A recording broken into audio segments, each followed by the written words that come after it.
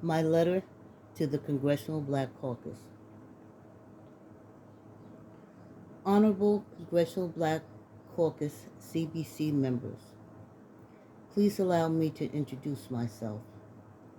My name is Vicky Mayfield Camacho. I am a 67-year young entrepreneur, black activist, community organizer, mentor, public author, and playwright slash director.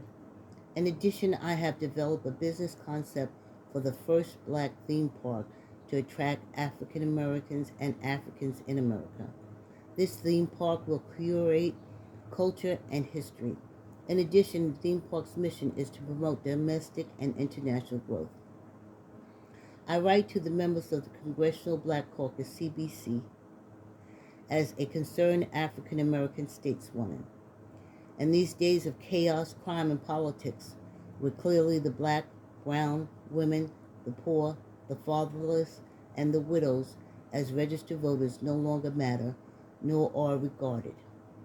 I cannot imagine that you are happy for your voting constituents, as they receive absolutely nothing but threats as a direct result of their votes being in the minority.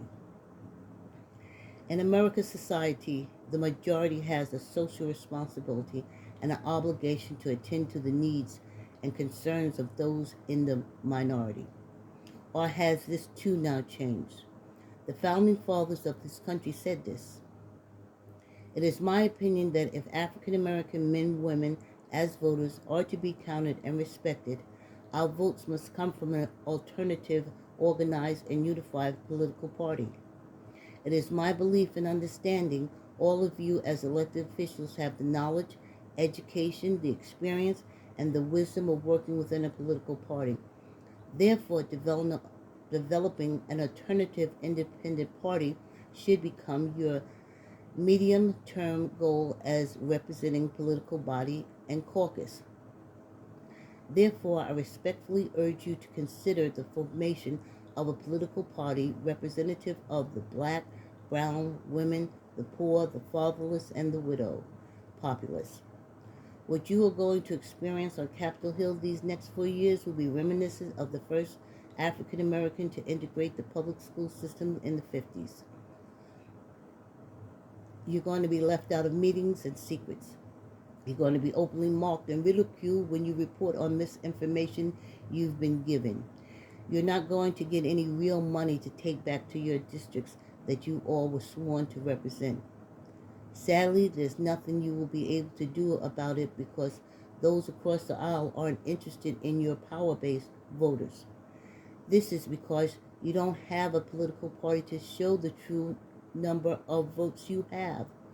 Your across the aisle colleagues are of the mindset that Black America voted for the Democratic Party. To be very clear, we voted because we invested our votes individually to members of the Congressional Black Caucus, not the overall party. I became a registered voter at 19 and have been exercising this as my right. I remember when the late Lyndon B. Johnson signed the Voting Rights Act after my mothers and others attended the March on Washington. Today, I'm also a YouTube creator who walks on the treadmill and talks about politics on my channel, and my subscribers do listen. I have participated in every level of political campaign support, from the community grassroots level of Get Out the Vote initiative, door knocking, and more. I say to myself, it'll get better for us. However, the long-standing political construct merely uses my vote and the votes of millions to create further substandard conditions for blacks, brown, women, the poor, the fatherless, and widows, which in turn continues to support and strengthen the current two-party political system and stronghold as we know it.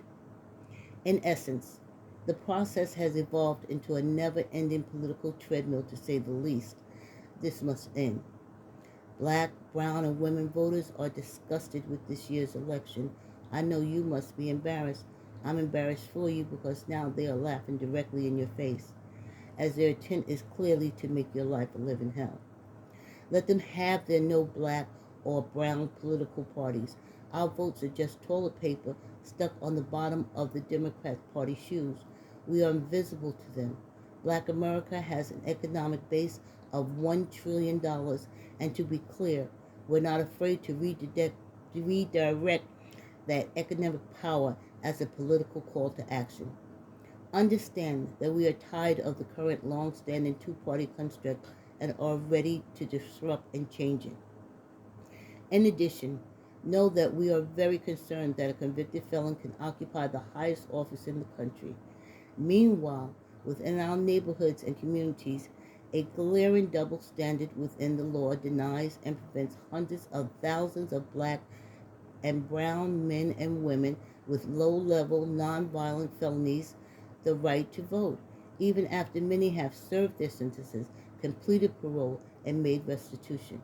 I ask you, does placing a convicted felon as the ruler now mean that convicts too may register to vote? In closing, remember that it's imperative that Black America receives a kept guarantee and promise from all of you currently serving as members of the U.S. House of Representatives and the U.S. Senate. We place our voting support behind each of you to serve the U.S. in your elected capacity in remembrance of spoken promises and commitments. Therefore, we expect that you will honor your words in addition to considering an alternative unified political party. Sincerely, Vicki Mayfield Camacho.